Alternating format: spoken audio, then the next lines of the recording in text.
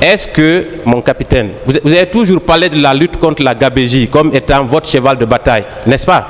Je dis que je ne réponds plus à votre question. Et par conséquent, je vais demander à Monsieur le Président que je vais garder mon droit de silence à cet avocat. C'est votre droit, mais vous ne pouvez pas l'empêcher de poser ces questions. Vous avez vos droits, il a les leurs. Donc il va poser ces questions et vous allez les répondre. Mais puisque... S'il vous plaît, je vous ai dit vos droits. Ces droits aussi, il a aussi le droit de poser ces questions. Voilà. Allez-y, maître. Alors, moi, la question que je me pose, et je vous la pose d'ailleurs, à combien étiez-vous payé à l'époque? Je ne saurais vous le dire. Donc, techniquement, il était impossible pour vous d'entretenir 300 soldats si vous-même vous ne participiez pas à des détournements, n'est-ce pas? Je dis que je ne saurais vous le dire. Ça n'engage que vous. Très bien, on va poursuivre. Ça n'engage que vous. Mon capitaine, quand vous êtes arrivé au pouvoir, vous avez fait la gabegie, la lutte gabegie financière, des discours creux. Est-ce que vous-même, un discours creux, ce n'est pas une injure, confrère, s'il vous plaît? Continuez, maître. Alors? Non, mais vous n'êtes pas un s'il vous plaît, vous attendez la question, monsieur Camara. Parce que vous voulez troubler. Monsieur Camara. Vous ne pouvez pas me manquer du respect. Maître, vous contribuez au trouble de l'audience. Vous comprenez français? Vous contribuez au trouble de l'audience. Parce que tout ce qu'il a dit, il n'a rien dit de méchant. D'apprécier mes qualités. Vous contribuez au trouble de l'audience. Si vous avez été monté, je n'ai pas affaire avec vous. Si vous êtes monté, si on vous a fait monter, on vous a donné de l'argent pour simplement... Monsieur Camara, vous êtes à la barre d'un tribunal. Monsieur le Président, s'il vous plaît, il ne peut pas me... S'il vous plaît, vous me laissez parler. Il ne peut pas. Vous me laissez parler. Voilà. Vous me laissez parler. Nous sommes dans une salle d'audience. Nous ne sommes pas dans un bistrot où tout est permis. Je vous ai dit vos droits dès à l'entame de votre interrogatoire. Vous pouvez répondre ou vous pouvez dire que vous ne répondez pas. C'est très simple. C'est très simple. Mais comprenez que celui qui vous pose des questions, il a aussi le droit de vous poser des questions. Et il va vous les poser. Vous êtes là pour répondre aux questions. Dès qu'il y a un terme offensant ou il y a des propos vraiment qui ne doivent pas être employés, là le tribunal va intervenir directement pour demander à ce que ces propos soient retirés ou bien qu'on ne vous les dise pas. Mais il y a des termes vraiment qui ne sont pas du tout offensants. Dire un discours creux, ça, ce n'est ni un propos offensant, ça ne veut rien dire pratiquement. Si vous ne l'avez pas fait, vous pouvez tout simplement dire « je ne l'ai pas fait ». Ça ne demande pas à ce que les gens s'enflamment dans la salle. Pour troubler l'audience, ça ne veut rien dire. Ça ne veut rien dire. Discours creux, ce n'est pas une injure, ce n'est pas un propos offensant. Je pense qu'on peut répondre à ça, tout simplement. Et on ne peut pas dire que parce que je ne réponds plus, donc vous n'allez pas me poser des questions. Ça, les règles du jeu ici, ce n'est pas vous qui les donnez, M. Camara. C'est pourquoi je vous dis vos droits dès l'entame. Le tribunal est très patient, il vous suit. Je vous ai dit, on va vous poser des questions de la façon la plus courtoise, de la façon la plus respectueuse. Mais de votre côté aussi, vous devez répondre de la même façon. Ça va se passer comme ça, ce sont les règles ici. On va vous poser toutes les questions qui tendent à éclairer la lumière du tribunal. Vous-même, vous avez fait votre discours. Vous avez parlé assez de choses ici. Assez de choses. Et on est en train de vous poser des questions sur ce que vous-même vous avez dit à l'audience ici. Donc, tout ce que vous avez à faire, c'est de répondre à ces questions-là. C'est de répondre à ces questions. Je vous ai même dit, vous pouvez répondre par oui ou par non. Ou vous dites, je ne réponds pas à cette question. Parce que ça, c'est clair, ça, c'est très simple. Mais si vous vous énervez et que vous voulez que ce que vous voulez, que ça se passe comme ça ne peut pas se passer comme ça. Vous avez certes des droits, mais vous avez également des obligations. Voilà. Et c'est comme ça que ça va se passer, M. Camara. Ça n'a pas commencé avec vous. Tous les accusés qui se sont succédés avant vous, ça a été pareil. Et ça va continuer comme ça pour vous, ainsi que les autres accusés qui vont venir après vous. Ça va se passer comme ça. C'est ça les règles. Maître DS, continuez. Merci, Monsieur le Président. Continuez, Maître DS. Voilà, merci, Monsieur le Président. On va venir, lors de la prise du pouvoir, vous avez indiqué avoir reçu 22 millions de dollars, n'est-ce pas, mon capitaine? Où sont ces 22 millions? Je ne réponds pas à cette question. Est-ce que vous savez qu'il y a une procédure judiciaire qui est actuellement pendante à l'ORDEF pour justement rechercher ces 22 millions de dollars? Je ne réponds pas à cette question. S'il y a des commentaires, Monsieur le Président, quand je dis que je ne réponds pas à cette question, vous avez bien dit qu'il n'y a pas de commentaires.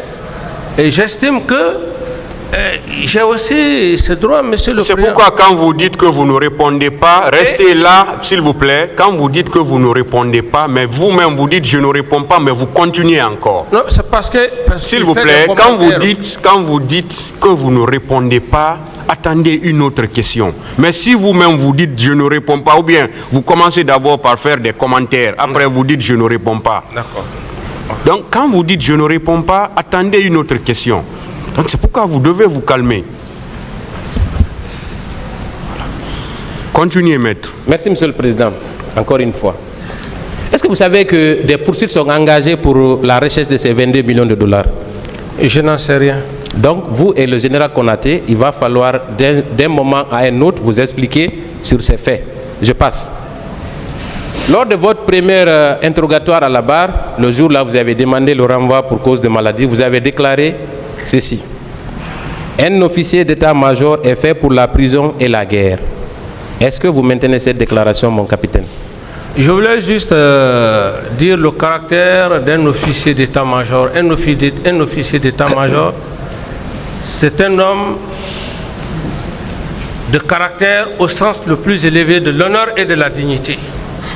Et lorsqu'il accepte aller sous le drapeau, il ne va pas sous le drapeau pour faire plaisir à quelqu'un, il va sous le drapeau pour défendre les couleurs.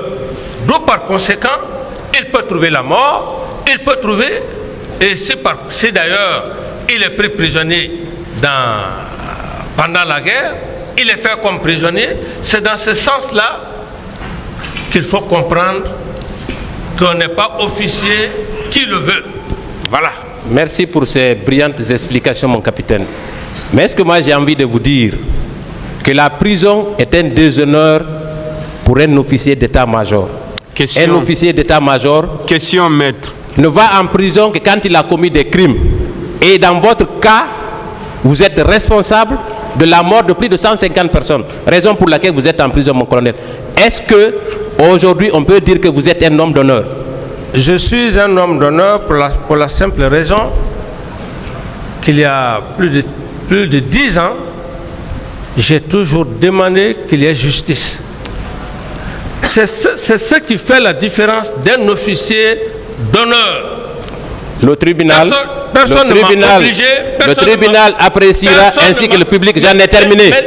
Calmez-vous, j'en ai fini. Laissez-moi parler. Merci beaucoup. Je n'ai plus besoin de votre réponse. C'est bon, M. Monsieur le Président, j'en ai terminé. Personne ne m'a obligé de venir du Burkina Faso. S'il vous plaît, maître, asseyez-vous. Arrêtez, asseyez-vous. Je suis venu de moi-même. Vous vous enflammez. Asseyez-vous. Je suis venu. Si monsieur Camara, c'est bon, hein? C'est bon, vous avez répondu, c'est bon. Je suis venu mettre. Monsieur Camara, vous vous arrêtez.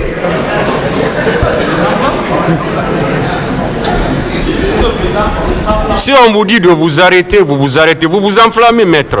S'il vous plaît. Voilà. Et surtout, ne parlez pas tant que le tribunal ne vous a pas donné la parole. Si, parce que vous parlez, vous n'avez pas la parole. Le tribunal ne vous a pas donné la parole. Je ne sais pas pourquoi vous le faites. Votre client est en train de répondre. Bon, Monsieur le Président,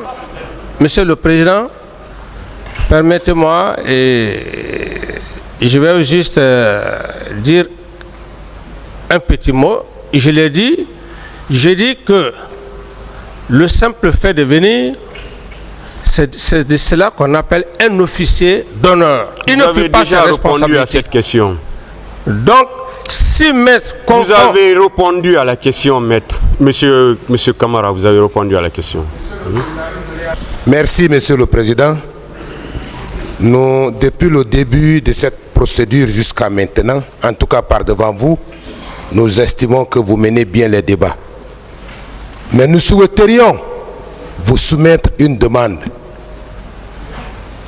Le respect. Le simple fait pour moi de venir ici, quand M. Toumba Diakité était à cette barre,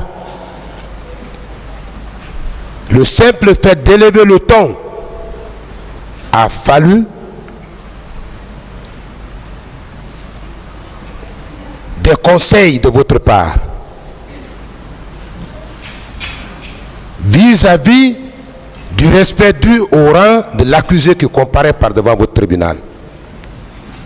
Cela a été fait publiquement dans cette salle. Quand bien même que Maître Pépé Koulemou, que je suis, n'avait pas avancé des propos déplacés à l'encontre de M. Toumba Diakité. Aujourd'hui, lorsqu'on traite de la même façon que vous avez pu encadrer hier nous concernant, je voudrais bien que nos confrères, tous ceux qui sont dans cette salle, se mobilisent dans le sens de l'encadrement que vous nous avez donné dans cette salle. Lorsqu'on tient, on dit à un ancien président vos propos creux, vos discours creux, nous estimons que c'est déplacé. Nous autres de la défense, nous estimons que c'est un langage déplacé. Ça, c'est d'un. Deuxièmement, lorsqu'on traite un accusé qui a bel et bien ses droits de ce que mon distingué confrère DS vient de communiquer vers la fin, nous estimons que ce sont des propos déplacés. Et nous devons nous adresser à qui? À votre autorité. À vous, Monsieur le Président, et les distingués assesseurs, pour que de tels actes se corrigent au fur et à mesure que ça se commet. Puisque nous nous rendons compte finalement que quand c'est ça, quand c'est comme cela que les avocats viendront poser des questions de manière à manquer du respect à notre client, il va adopter son droit au silence. Ce que nous ne voudrions pas. Nous voudrions bien qu'il réponde aux questions, mais lorsque les questions sont posées dans la courtoisie, la demande est que nous vous présentons une doléance de conseiller à toutes les parties que l'accusé qui comparaît a bel et bien ce droit au respect. Il a droit au respect. Si c'est les incidents, on est au procès pénal. Hein? Le procès pénal n'exclut pas les incidents. C'est même le lieu des incidents. Ça, c'est connu de tous les pénalistes. Donc ici, nous voudrions qu'en retour, notre client qui comparaît soit respecté. Quand on lui pose des questions, qu'on ne pose pas, qu'on ne l'offense pas. Merci, Monsieur le Président. Il est offensé. C'est bon, ministère public. Il est offensé. Merci, Monsieur le Président.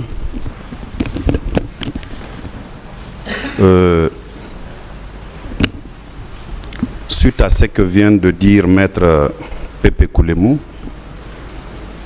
je voudrais dire que vous avez rappelé les règles du jeu à M. Moussa Dadis Camara. Il a des droits et à cette barre, il a des obligations. Et je voudrais insister sur un fait c'est qu'à cette barre, il a un statut d'accusé. Ce n'est pas son statut d'ancien président qui nous intéresse ici. C'est M. Moussa Dadis Camara qui a été renvoyé devant la juridiction criminelle par une ordonnance autant que tous les autres accusés. Et donc, quand je prenais la parole la fois dernière, je lui ai dit qu'il doit se prêter à un rituel qui voudrait qu'on lui pose des questions qui vont éclairer la lanterne du tribunal. Et toutes les fois que nous autres partis, nous avons eu une attitude de nature qui ne cadre pas avec les rituels du palais, vous aviez bien voulu nous rappeler à l'ordre. Dire à un quelconque accusé qui comparait devant la juridiction qu'il avait tenu des discours creux, il n'y a rien d'offensant, il n'y a rien de désobligeant, il n'y a pas un signe de manquement de respect. Ce n'est qu'un qualificatif des discours qu'il avait tenus autrefois. Et donc, il faudrait que M. Camara comprenne qu'il doit, comme vous l'avez précisé, s'il le veut, répondre aux questions par un oui, par un non, ou s'il le veut, garder le silence. Mais il ne peut pas empêcher au parti que nous sommes de lui poser des questions. Bien sûr, vous avez rappelé que nous devons le faire avec courtoisie. Et lui aussi doit répondre aux questions que nous lui posons avec courtoisie. C'est ça les règles du jeu. Et ça ne m'a pas commencé par lui. Et les règles ne seront pas réinventées parce que c'est M. Moussa Dadis Camara. Il avait précisé lui-même qu'il ne comparait pas à cette barre en tant qu'ancien président. Dans tous les cas, nous ne sommes pas devant la haute cour de justice, nous sommes devant la juridiction criminelle, siégeant en cette matière, qui fait défiler des accusés pour que des questions leur soient posées. Et donc, nous sommes en matière de procédure pénale. Les débats sont essentiellement oraux. Donc, que les uns et les autres sachent raison garder, que nous posions les questions avec courtoisie, que M. Camara ait l'amabilité de répondre avec courtoisie. Ça y va de son intérêt. Je vous remercie. Le représentant de la partie civile. Je vous remercie bien, Monsieur le Président. Monsieur le Président, je crois que nos confrères de l'autre côté sont en train de nous retarder pour nous rien. Nous avons suivi ici le passage de M. Toumba, de M. Pivi, de M. Kigoro et autres. Des questions ont été posées pêle-mêle. Mais si nos confrères de l'autre côté veulent faire croire à leurs clients qu'il y a un ancien président ici, je crois qu'ils vont souffrir. C'est de ça que nous sommes en train de subir, Monsieur le Président. Monsieur Camara, je crois que je ne veux pas faire de remontrances à mes confrères de l'autre côté, mais je crois que Monsieur Camara n'est pas en train de comprendre et n'a pas été bien conseillé. Je crois qu'on ne lui a pas dit que sa réaction, son comportement ici à la barre peut avoir une influence sur son sort. On ne lui a pas dit. Je crois qu'il doit comprendre qu'il ne comparait pas ici en tant qu'ancien président. Il comparait ici en tant que Moussa Dadis Camara, citoyen qui est poursuivi pour des faits précis. Pour le moment, le tribunal est en train de chercher s'il est responsable ou bien s'il n'est pas responsable. Mais il a attendu pendant 10 ans. Lui-même, tout le temps, il disait « Je demande procès, je demande procès ». Si ce procès se tienne, M. Camara doit donner l'exemple à tout le monde. Si j'étais à sa place, je vais donner le temps à toutes les parties de parler, de me poser des questions, et je prendrai tout mon temps de répondre à ces questions pour montrer au peuple de Guinée que ce qu'on me reproche, ce n'est pas vrai. C'est cette occasion qui ne doit pas le manquer, Monsieur le Président. Je ne veux pas être l'homme, Monsieur le Président. Je vous demande très simplement de dire, d'ailleurs aux confrères de l'autre côté, de nous laisser dérouler le rythme normal de ce procès. Je vous remercie bien, Monsieur le Président.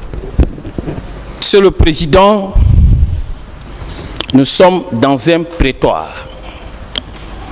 Et ici, seules les dispositions du Code pénal et du Code des procédures pénales priment.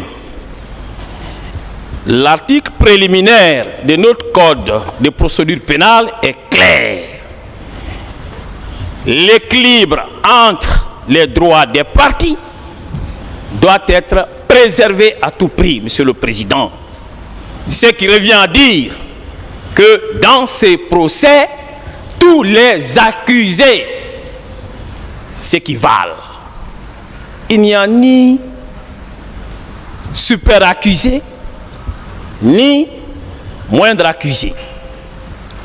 Du coup, Monsieur le Président, ce qui a été observé ici comme règle à l'égard de M. Aboubakar Diakité Ditumba sera observé comme règle à l'égard de M.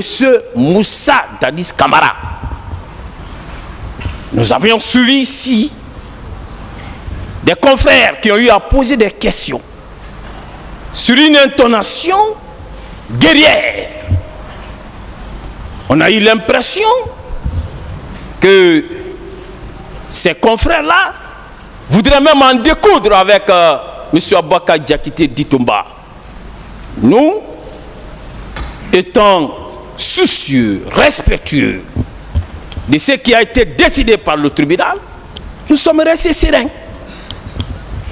À aucun moment, nous n'avons perdu notre sérénité pour troubler l'audience, comme sont en train de le faire les avocats de M. Moussa Dadis Camara.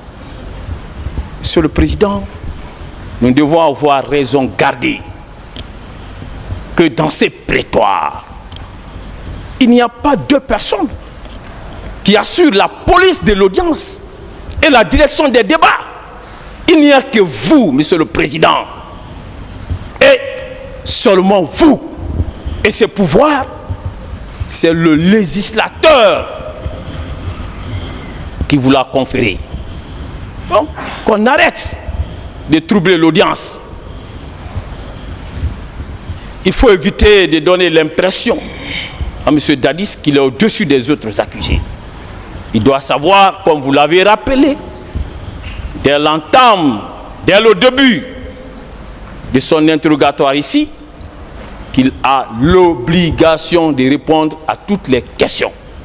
Et s'il ne veut pas répondre à une question, qu'il le dise, mais que les confrères arrêtent de troubler l'audience. Je vous remercie. Monsieur le Président, c'est la défense qui a la parole. On continue. La défense a la parole. De chaque côté, on va... Allez-y, oui. La défense a la parole. Maître Sowogui, passez le micro à Maître Sowogui. S'il vous plaît. C'est le président qui me donne là. Passez le micro, Maître. Merci. Merci, Monsieur le Président. Ce que moi je voudrais dire est très simple. C'est dans le même registre, sur un autre plan. Le président Dadis, l'accusé qui est à la barre, lui-même a clamé haut et fort ici qu'il comparaît en tant qu'accusé.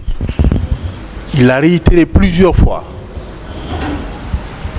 Maintenant qu'il y ait des sorties qui ne vont pas dans le même sens, il vous appartient, comme vous l'avez toujours fait, de dire à l'accusé que c'est un accusé. Il n'a pas un statut spécial ici. Il ne l'a jamais dit et il ne veut pas le clamer.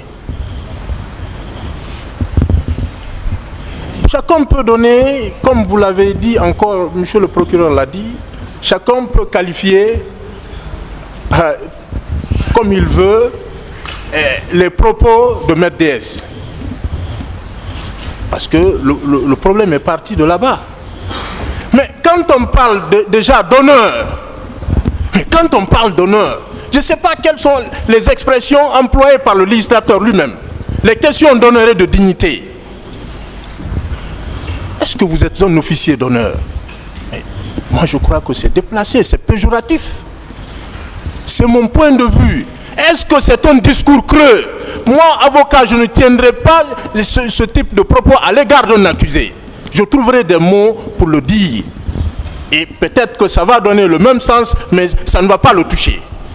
On nous a appris ça. On a trop de propos pour pouvoir amener l'accusé à répondre à des questions. Et que le tribunal m'excuse, quand Maître Samori, je parle cette fois-ci en ma qualité de membre du Conseil de l'Ordre, quand Maître Samori se lève, Almami Samori Traoré, il veut aussi parler, peut-être que dans notre droit, on dira voilà, qu'il n'y a pas d'objection, mais je crois que c'était pour dire au tribunal que c'était de trop. Mais tout de suite là, lui aussi, il s'est senti offensé parce que le tribunal a dit qu'il s'enflamme. Moi, je crois que de part et d'autre, les avocats de la défense doivent, comme ils l'ont toujours fait, respecter ce tribunal. Mais en retour, il y a des propos à l'égard des avocats qui choquent. Voilà. Quand on dit à un avocat, nous vous enflammez, moi j'estime que là aussi, c'est un peu déplacé. Je vous remercie, Monsieur le Président, c'était mon point de vue. S'il vous plaît, on va continuer. Parce que comme vous l'avez dit, M. Moussa Dadis Camara à une des questions du ministère public a dit ici qu'il connaît son statut. Il a un statut d'accusé. Et il l'a même dit plusieurs fois. Ça veut dire que lui, il connaît bien son statut. Il sait bien qu'il est accusé comme les autres accusés qui sont dans le box des accusés. Donc, c'est pourquoi nous professionnels, il ne faut pas qu'on lui mette une autre idée dans la tête à travers notre façon de faire. Si à travers notre façon de faire, on lui fait comprendre que c'est un accusé spécial, là ça va être autre chose. À partir du moment où lui-même, il reconnaît qu'il est accusé au même titre que les autres. Et depuis le début de ce procès, le tribunal fait le maximum pour que les accusés qui se succèdent à la barre ici puissent avoir le même traitement. C'est ce qu'on s'efforce à faire avec M. Moussa Dadis Camara. Et jusqu'à maintenant, on estime que Moussa Dadis Camara est traité au même titre que les autres accusés qui se sont succédés à la barre. Donc nous, professionnels, qu'on essaye de comprendre cela et qu'on laisse vraiment les débats avancer. On est en train de retarder inutilement les choses. Ce Camara lui-même, il reconnaît qu'il est accusé au même titre que les autres. Les questions qu'on est en train de lui poser, ce sont des questions vraiment qui vont dans le sens du respect de sa personne. Donc je ne sais pas pourquoi on veut troubler maintenant pour faire comprendre à M. Camara qu'il a un statut particulier à cette barre, qu'il a un statut spécial à cette barre. Alors que lui-même, il ne l'a pas dit. Lui-même, il reconnaît son statut à la barre. Donc, on essaye d'avancer.